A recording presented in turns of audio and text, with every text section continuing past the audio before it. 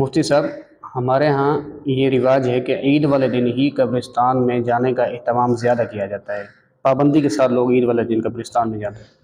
کیا اسی عید والے دن کو ہی خاص کرنا قبرستان میں جانے کے لیے، کیا یہ جائز ہے، یہ صحیح ہے یا غلط ہے؟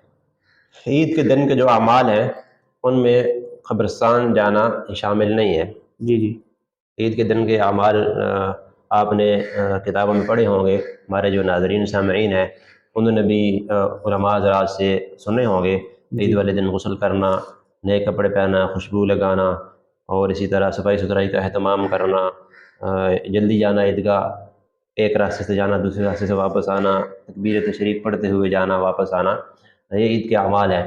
باقی قبرستان جانا یہ عید کے اعمال میں سے نہیں ہے۔ جی اگر کوئی آدمی اتفاقی طور پر عید والے دن چلا جائے، اسے باقی دنوں میں موقع نہیں ملتا، فرصت نہیں ملتی، تو اس کی گنجائش ہے، ممانعت نہیں ہے۔ جی جی باقی عید والے دن قبرستان جانے کو خاص کرنا اور لازمی قرار دینا کہ یہ عید کے اعمال میں سے ہے اور عید والے دن قبرستان جانے کا ثواب فضیلت زیادہ ہے، یہ اس کی شرعی حیثیت کوئی نہیں ہے۔ اس سے پرہیز کرنا چاہیے، بچنا چاہیے۔ باقی آپ عید والے دن بھی جا سکتے ہیں، عید سے ہٹ کر جس دن جانا چاہیں تو جا سکتے ہیں، جانا چاہیے قبرستان۔